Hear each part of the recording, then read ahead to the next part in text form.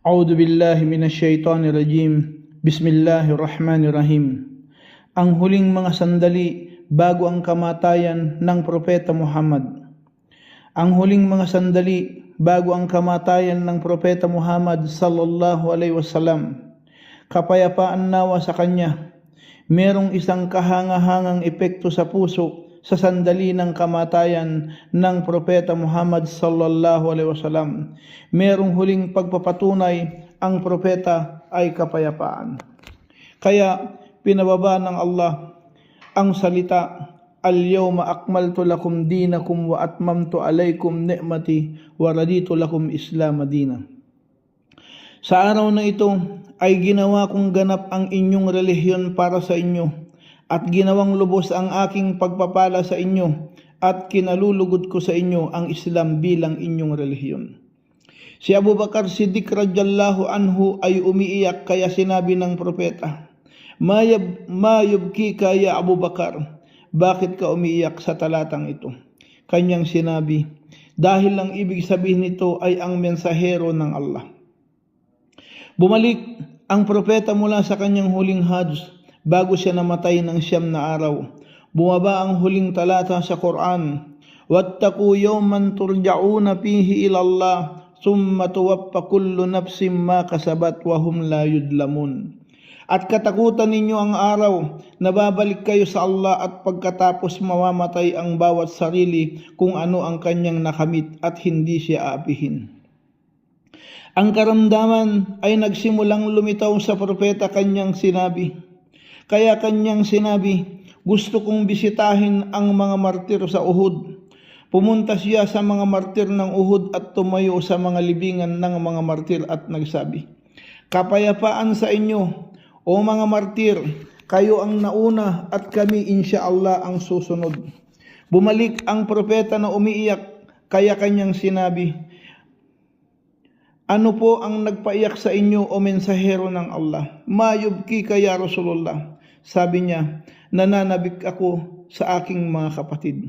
Kanilang sinabi, di ba mga kapatid mo rin kami o mensahero ng Allah? Kanyang sinabi, hindi, kayo ang aking mga kasamahan, subalit ang aking mga kapatid ay ang mga pangkat pagkatapos sa akin na naniwala sa akin kahit hindi nila ako nakita.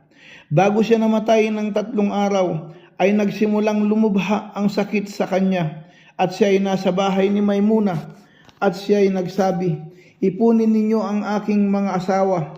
Kaya ang mga asawa ay nagtipon at nagsabi ang propeta, papayagan ba ninyo ako na manatili sa bahay muna ni Aisha? Kanilang sinabi, pinapayagan namin kayo o mensahero. Gusto niyang tumayo, subalit hindi niya kaya.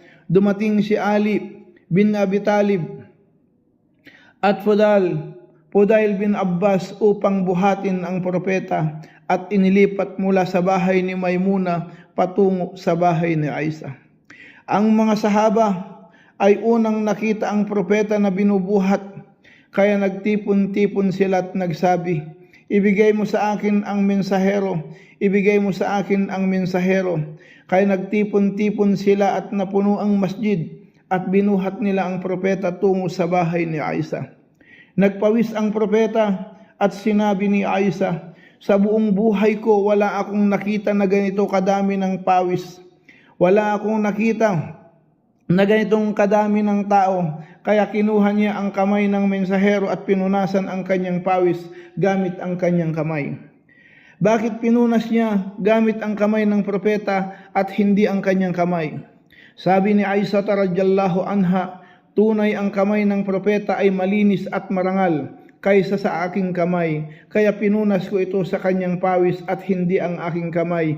Ito ay paggalang sa propeta. Sabi ni Aisha radhiyallahu anha, narinig ko siya nagsabi, La ilaha illallah, katotohanan ang kamatayan ay napakasakit. La ilaha illallah, inna lil mauti sakarat. La ilaha illallah, katotohanan ang kamatayan ay napakasakit. Lumakas ang salita hanggang sa loob ng masjid. Sabi ng propeta, ano yun? Sabi ni Aisha, tunay ang mga tao ay nababahala sa iyo o mensahero ng Allah. Sabi ng propeta, dalhin ninyo ako sa kanila, at gusto niyang tumayo subalit hindi niya kaya. Kaya binuhusan siya ng tubig ng 7 tabo para sumigla. Kaya binuhusan ang propeta at umakyat sa mimbar, at ito ang huling sermon ng mensahero ng Allah sallallahu alaihi wasallam, at huling salita at huling panalangin. Sabi ng propeta, o sangkatauhan, ya ayyuhan nas, tunay kayo ay natatakot sa akin, sabi nila. O mensahero ng Allah, sabi ng propeta, o sangkatauhan, ang ipinangako sa inyo na kasama ako ay hindi sa mundo, subalit ang ipinangako sa inyo na kasama ako ay sa haud, bukal, sumpa sa Allah, para akong tumitingin rito sa aking kinatatayuan. O sangkatauhan, sumpa kay Allah, hindi ako natatakot sa inyo sa kahirapan, bagkus ang kinakatakutan ko sa inyo ay ang mundo, kung kayo ay nagpaligsahan rito katulad ng nagpaligsahan ang mga nauna sa inyo, at kayo ay wawasakin katulad ng pagkawasak sa kanila.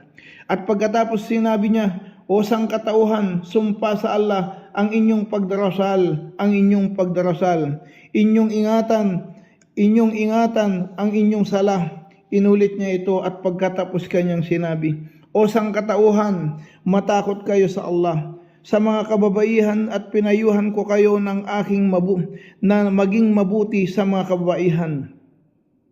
At kanyang sinabi, o sangkatauhan, tunay may isang alipin na pinili ang Allah sa mundo, at kung ano meron sa Allah.